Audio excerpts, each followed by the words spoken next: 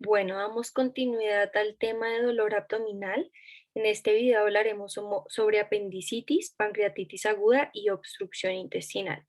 Entonces, hablamos primero de apendicitis. Esta es la inflamación del apéndice vermiforme dada por la obstrucción progresiva de su luz. Es la segunda causa más frecuente de dolor abdominal. La primera es dolor abdominal inespecífico y también es la primera causa para un procedimiento quirúrgico de emergencia. Esta es mucho más frecuente en la segunda y en la tercera década de la vida y es aún más frecuente en los hombres. Como anatomía, recordemos a grandes rasgos, acá tenemos dibujado el colon, el intestino grueso, vemos cómo a este llega el ilion, la porción terminal del intestino delgado, y se separa del colon a través de la válvula iliocecal, también conocida como válvula de Bauhin. Debajo de esta válvula iliocecal tenemos al ciego y en su parte terminal al apéndice, conocido como ya les mencioné como apéndice vermiforme debido a su forma de gusano, que es muy apropiado realmente para su forma.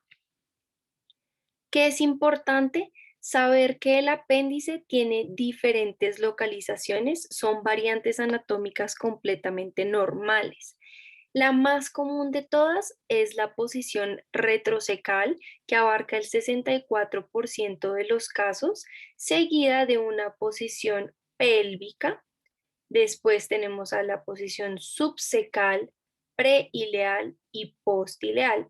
Esta es la clasificación de Treves, es importante tenerla en cuenta, puesto que las manifestaciones clínicas van a tener cierto grado de variación según la localización del apéndice en el paciente que estemos tratando. Entonces, para adentrarnos en la parte de la fisiopatología, sabemos que todo inicia con una obstrucción de la luz apendicular. Entonces, esta obstrucción puede estar dada por diferentes cosas. Por un fecalito, por ejemplo, por hiperplasia linfoide. Recordemos que en el apéndice tenemos tejido linfoide y este puede inflamarse, por así decirlo, especialmente en la población pediátrica. Una vez este tejido es activado, va a crecer, se inflama y así va a terminar obstruyendo la luz apendicular e iniciar toda esta fisiopatología que vamos a hablar. Otras causas de obstrucción son, por ejemplo, semillas o cálculos. Recordemos que, por ejemplo, los cálculos pueden llegar a este punto si en una patología biliar, por ejemplo, se creó una fístula bilioentérica. Realmente no es tan común que el cálculo llegue hasta este punto, pero son cosas que pueden pasar. También pueden ser obstruidos por parásitos, por bario, es menos frecuente, pero es, por ejemplo, personas que en un pasado fueron expuestos a estudios radiológicos en los que se utilizó bario.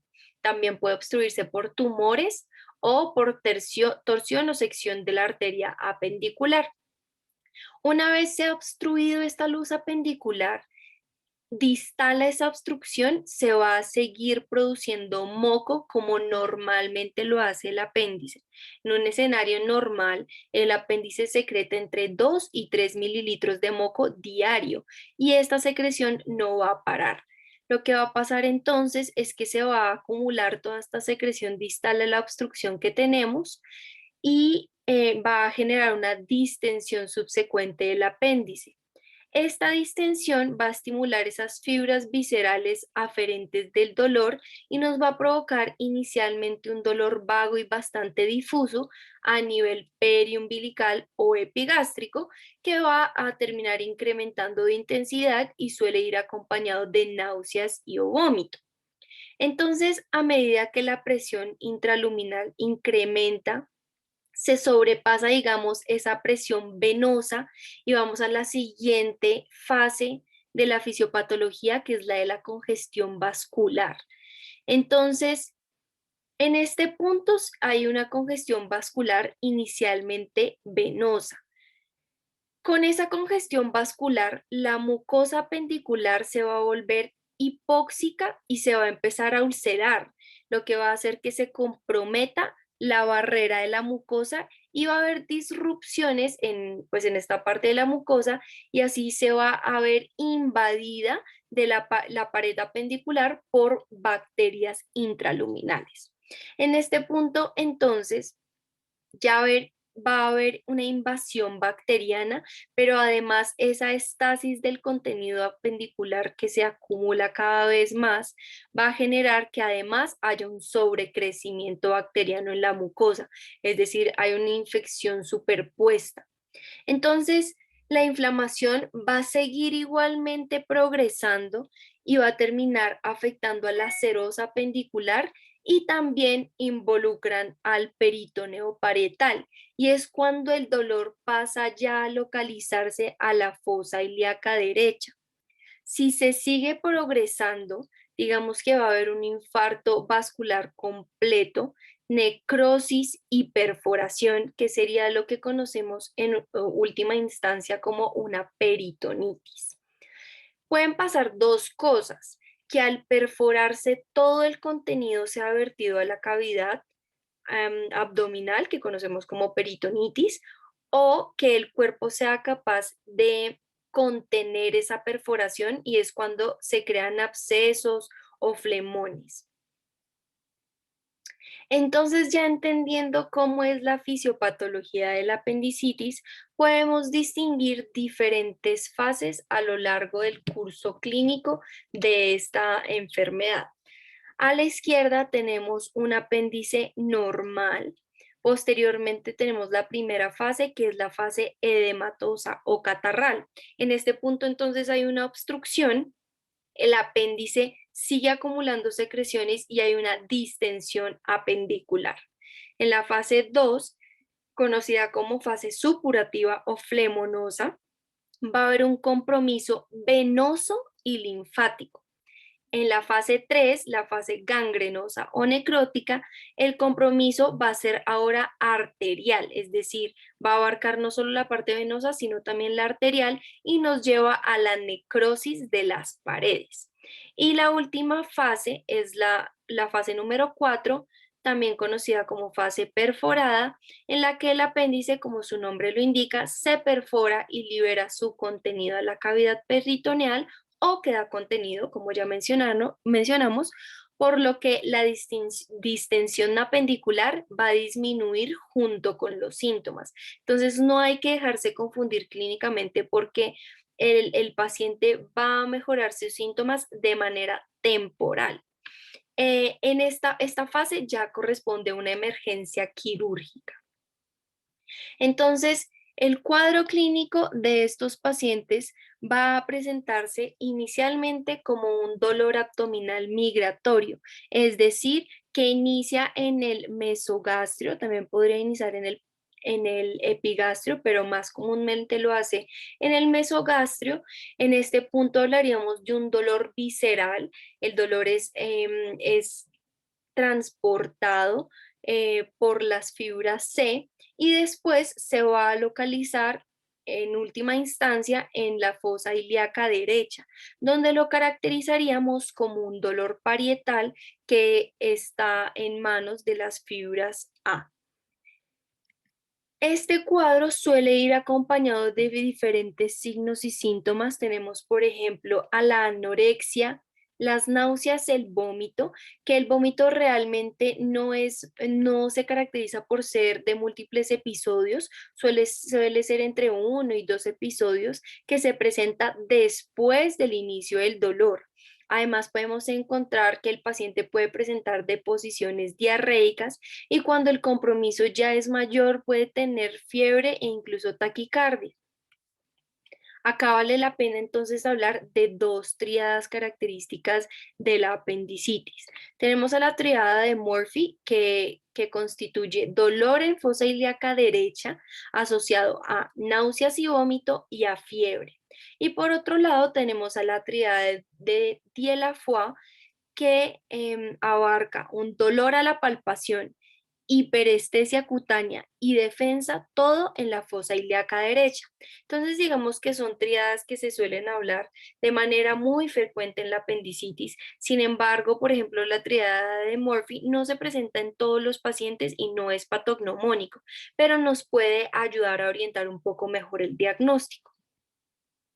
Ya al examen físico es importante saber que estos pacientes suelen tener un signo de McBurney positivo, pero primero hay que conocer cuál es el punto de McBurney. Primero tenemos que trazar una línea imaginaria entre el ombligo y la cresta anterosuperior de la cresta ilíaca anterosuperior. El tercio distal entre esta línea va a marcar el punto de McBurney.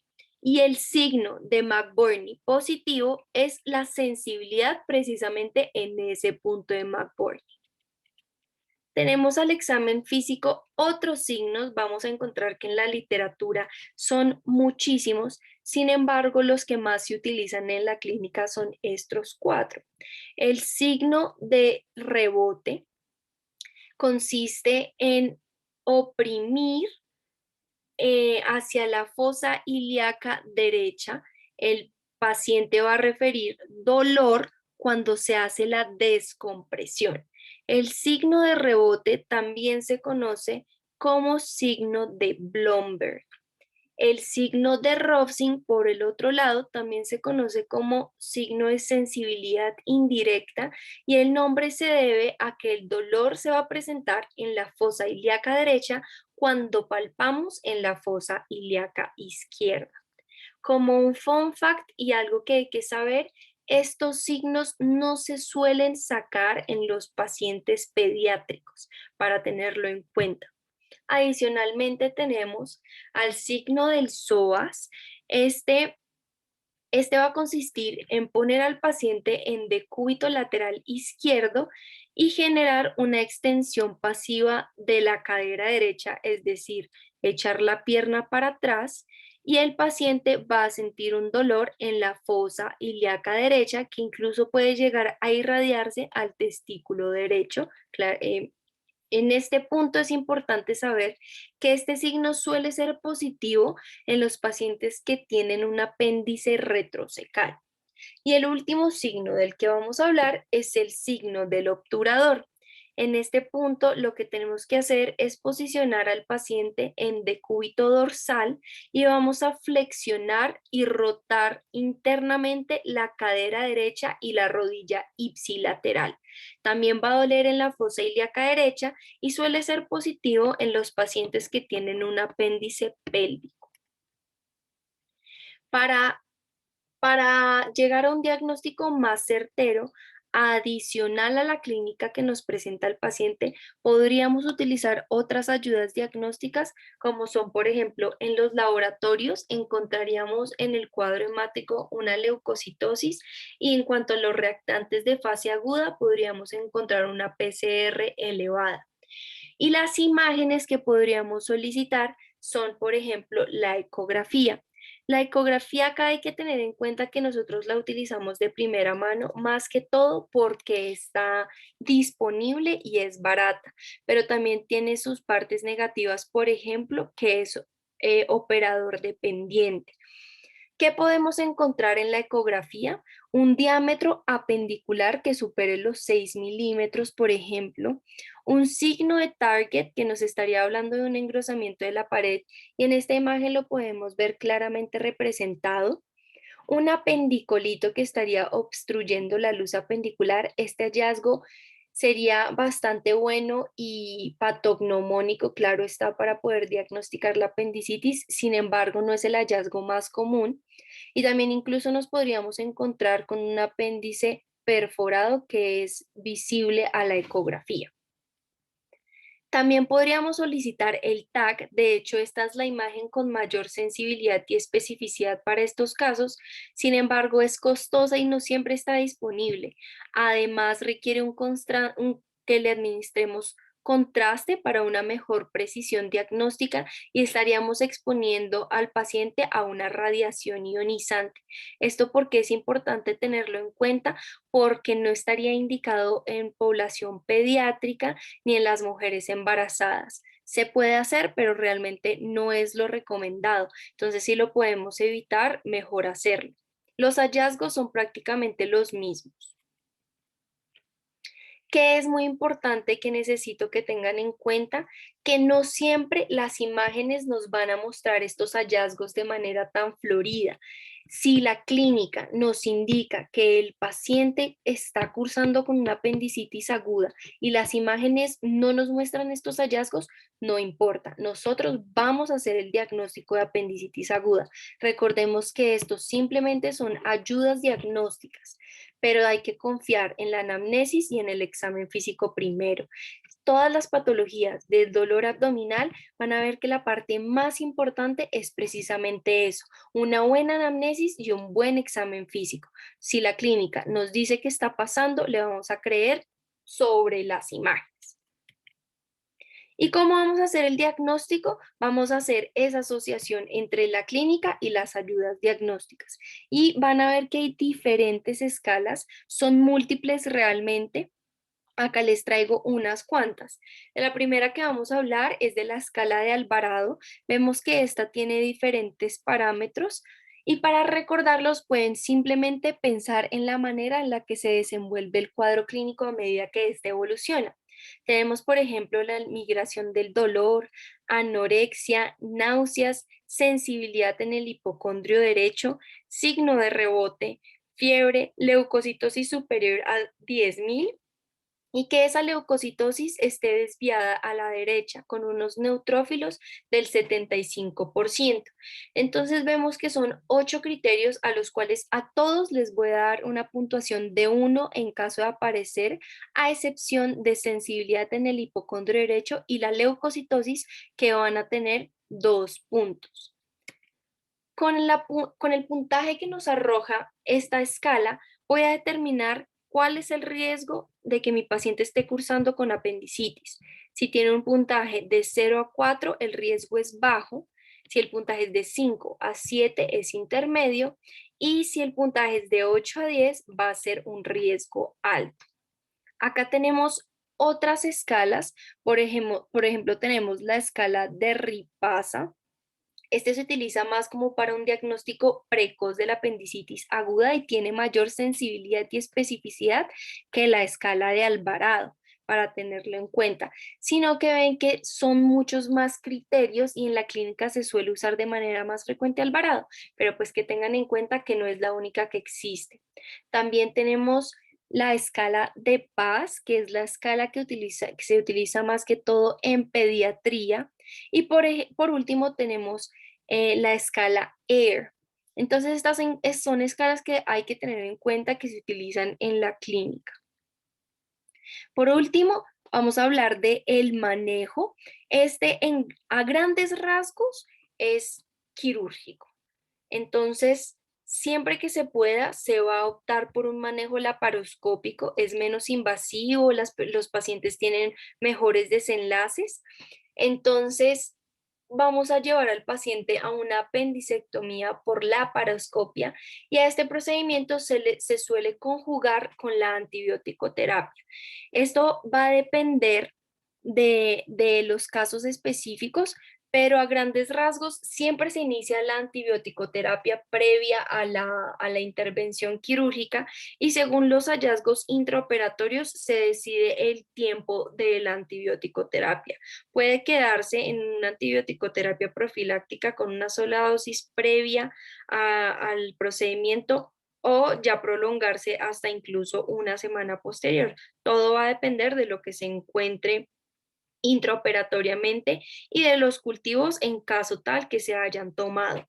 La apendicectomía, como les dije, siempre va a ser el manejo de elección, sin embargo, va a depender también el compromiso del paciente y lo que estemos sospechando el momento en que lo vamos a hacer. Si vemos que el cuadro es muy agudo, lo podemos hacer de inmediato como una urgencia quirúrgica, como lo habíamos mencionado, pero hay otros casos en los que se prefiere diferir la apendicectomía y aplazarla unas cuantas semanas. Por ejemplo, si nos encontramos con una apendicitis perforada contenida, a veces es preferible esperar a que esa inflamación disminuya para poder hacer el procedimiento de una manera más segura. Durante ese tiempo que le damos la espera, obviamente le vamos a estar dando antibiótico-terapia al paciente. Hasta aquí apendicitis. Continuamos entonces con la pancreatitis aguda. La pancreatitis aguda se define como un proceso inflamatorio del páncreas que va a ser causado en últimas por sus propias enzimas. Lo bueno es que la mayoría de los casos es un cuadro reversible, sin embargo, hay otros en los que va a terminar evolucionando y se complica hasta llegar a generar repercusiones sistémicas e incluso una disfunción orgánica que puede llegar a ser permanente. Entonces vemos que en la etiología tenemos múltiples causas de la pancreatitis aguda. Sin embargo, sabemos que las dos más frecuentes son la etiología biliar, es decir, por una enfermedad de las vías biliares que hablamos en el primer video, y la segunda causa sería una etiología alcohólica. La etiología biliar corresponde al 50% de los casos y esta se encarga más que todo de la pancreatitis aguda, mientras que la etiología alcohólica corresponde a un 30% de los casos y vemos que es más frecuente asociado a la pancreatitis crónica. Tenemos una mnemotecnia para acordarnos de las diferentes etiologías que les traigo acá a la derecha de la diapositiva, que es pichete café, que son las diferentes causas entonces que nos pueden causar esta entidad patológica. Tenemos la parotiditis, idiopático cuando realmente no se sabe qué es lo que está causando la pancreatitis, cálculos biliares, que como les mencioné es la primera causa, hipertrigliceridemia e hipercalcemia. El uso de esteroides también puede ser causado por trauma, por enfermedades autoinmunes, por CEPRE. Van a ver que no es tan raro encontrar la pancreatitis post-CPRE, por abuso de alcohol, que sería la segunda causa que mencionamos, por la utilización de ciertos fármacos y por último, y una causa bastante rara, es por picadura de escorpión.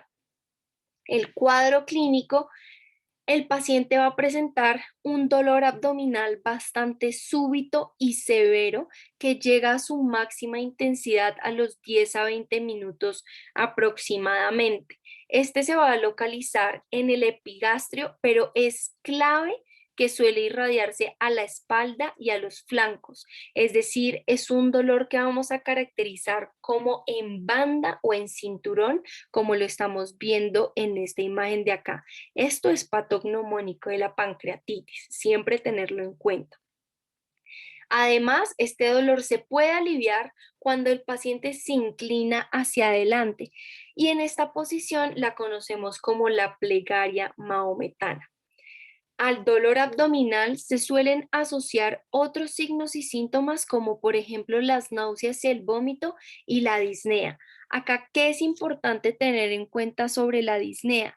Que realmente se presenta cuando el estado del paciente está un poco más comprometido y hay que prestarle mucha atención porque una de las principales causas de mortalidad de pancreatitis aguda es un síndrome de estrés respiratorio. Entonces no se nos puede pasar. En este punto se va a generar la disnea por una inflamación del diafragma secundaria a derrames pleurales. Entonces hay que pararle bolas. Y en el abdomen, ya como en la parte del examen físico, vamos a encontrar un dolor localizado en los puntos que ya acabamos de mencionar. Además, pueden tener un abdomen bastante distendido y en la auscultación podemos encontrar unos ruidos intestinales hipoactivos.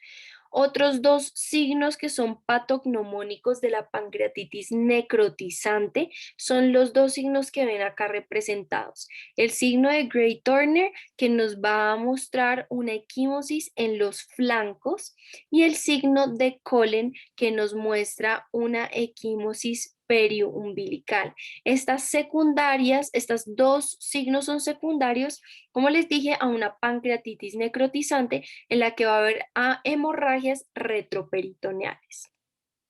Para el diagnóstico, como les dije, siempre se tienen que basar en la clínica y apoyarse de ser posible en los laboratorios. Para el diagnóstico de la pancreatitis se utilizan estos diferentes pilares: la clínica, las imágenes y los laboratorios. Para hacer el diagnóstico per se, tenemos que tener dos de los siguientes por lo menos. En la clínica, la que ya acabamos de mencionar, pero a grandes rasgos, entonces un dolor abdominal severo de inicio súbito en el epigastrio que se irradia a la espalda, recordemos, un dolor en banda o en cinturón. En las imágenes, los diferentes hallazgos de pancreatitis aguda que podemos encontrar en la TAC, en ecografía o en resonancia. Y en los laboratorios podemos encontrarnos con una elevación importante de la lipasa o la amilasa sérica. ¿Qué es elevación? Que esté elevada 3 veces sobre el límite superior. Y para una pancreatitis post-CEPRE deben estar aumentadas 5 veces. Todo esto, la especificación de las imágenes y todo el tema de pancreatitis lo vamos a profundizar en otra tutoría, puesto que es un tema bastante amplio que vale la pena profundizar, pero en otro espacio lo vamos a hacer. La severidad es importante diagnosticarla para saber cuál es el manejo más óptimo para el paciente y cuál va a ser el pronóstico. Entonces, según estos criterios que nos da la guía de Atlanta, lo podemos dividir en una pancreatitis leve, moderada o severa. La diagnosticaremos como pancreatitis leve cuando no haya falla orgánica y tampoco haya complicaciones locales ni sistémicas. Por el otro lado, vamos a hablar de una pancreatitis moderada cuando hay una insuficiencia orgánica transitoria, es decir, que van a resolver en menos de 48 horas y además que también pueda tener complicaciones, ya sean locales o sistémicas, sin una insuficiencia orgánica persistente. Por último, la vamos a clasificar como una pancreatitis severa en caso de que haya una insuficiencia orgánica persistente concomitante, es decir, que supere las 48 horas. Y estamos hablando de las complicaciones, y hay muchas complicaciones, pero en esta parte, por ahora, solo les voy a hablar de estas 4 complicaciones. Las podemos agrupar en 2 grandes grupos según sea edematosa o necrotizante. Las complicaciones edematosas agudas van a ser las colecciones peripancreáticas y las edematosas crónicas, la presencia de un pseudoquiste. Por el otro lado, tenemos entonces las complicaciones necrotizantes agudas, que va a ser precisamente la necrosis, y en la necrotizante crónica va a ser la necrosis amurallada. La severidad también se puede determinar según puntuación y hay diferentes escalas que nos van a ayudar a llegar a esta puntuación que nos va a determinar la severidad. Este es el Apache, que es uno de los más utilizados. Sin embargo, como les mencioné, no es el momento en que vamos a profundizar en este, solo es para que lo tengan en cuenta y que sepan qué es lo que se utiliza para ayudar a determinar la severidad de estos pacientes. Van a ver que hay muchísimas otras escalas que nos ayudan a llegar a este objetivo. En el manejo vamos a tener 3 grandes pilares de los que vamos a hablar a grandes rasgos: la reanimación hídrica, la analgesia y el soporte nutricional. En cuanto a la reanimación hídrica, este va a ser como el pilar más importante de todos, especialmente en las primeras 24 a 48 horas. Y realmente vamos a darnos cuenta que el volumen que necesitamos administrarle al paciente es realmente excesivo. Le tenemos que administrar de 5 a 10 cc kilogramo hora. Entonces, si hacen los cálculos, esto es un volumen bastante grande, pero es así como se requiere en este punto de la enfermedad. A la reanimación hídrica le tenemos que sumar la analgesia es siempre muy importante. Realmente no hay un consenso sobre cuál es la analgesia que debemos dar, pero lo que sí está claro es que hay que darles analgesia. En un pasado se creía que de pronto no se le debía dar analgesia a los pacientes por miedo a enmascarar el cuadro y también porque creían que, por ejemplo, el uso de opioides iba a empeorar el cuadro. ¿Por qué? Porque se creía que iban a hacer como un espasmo en el esfínter de Oddi y se iba a terminar empeorando el cuadro. Sin embargo, con el tiempo se ha visto que estas dos suposiciones realmente no son ciertas. El esfínter de Oddi realmente no se ve afectado por el uso de opioides y esto se ha visto en diferentes estudios. Sin embargo, van a ver que el menos relacionado con involucrarse con el esfínter de Oddi en creencias en la clínica es la miperidina y por eso es el opioide que se prefiere hoy en día. Sin embargo, vemos que realmente no hay ninguna diferencia en utilizar, por ejemplo, hidromorfona frente a la miperidina en cuanto al manejo del dolor en este tipo de pacientes. Lo importante es darles analgesia. Y por último, tenemos al soporte nutricional. Inicialmente, no le vamos a dar nada por vía oral, principalmente por el síndrome emético que acompaña la pancreatitis en las primeras fases, pero que es muy importante siempre darle una nutrición oral temprana a medida que el cuadro lo vaya permitiendo. Siempre se va a intentar procurar darle una nutrición enteral antes que la parenteral, siempre que se pueda. ¿Y cuál es la diferencia entre nutrición enteral y la nutrición parenteral? Principalmente y simple es enteral, es que va a hacerse el proceso de metabolización y todo esto, absorción a través de los intestinos, mientras que en la nutrición parenteral le vamos a administrar los nutrientes a través de accesos vasculares. Hasta aquí la parte de pancreatitis aguda. Como les dije, esto es una visión muy general. En el siguiente caso haremos una tutoría específica y más profunda sobre la pancreatitis dada su importancia en la clínica. Pero por ahora esto es lo que veremos. Y por último, en el video de hoy vamos a hablar sobre la obstrucción intestinal. ¿Qué es la obstrucción intestinal?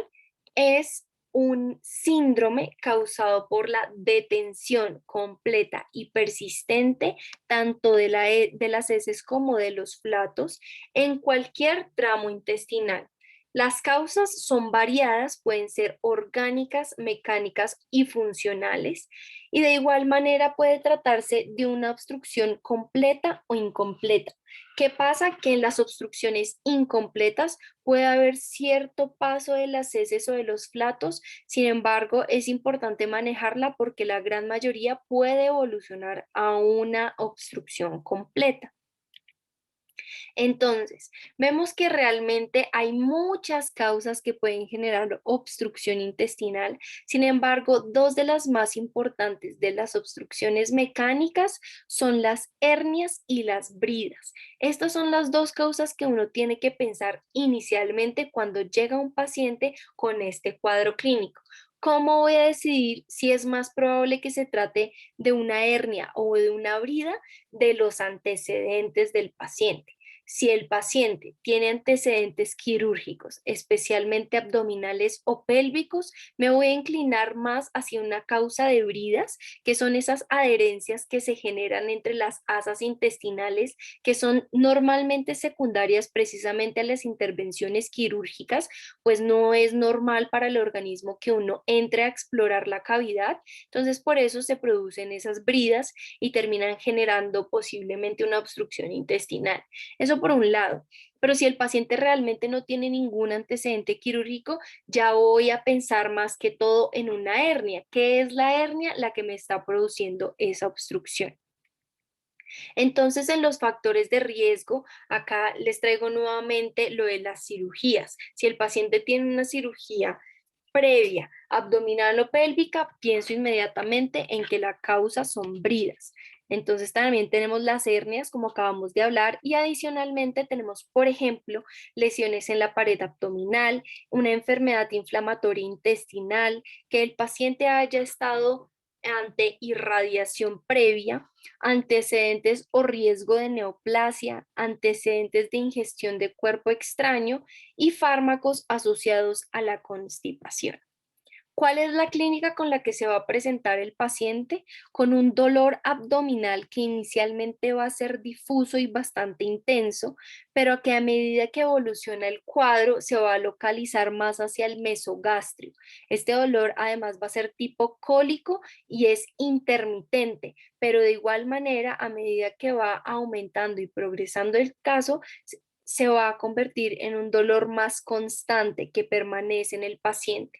Los síntomas asociados con los que nos podemos encontrar es con una distensión abdominal, que el paciente presente vómito que suelen ser de características fecaloides, y esto nos lleva a pensar que la obstrucción es más que todo proximal.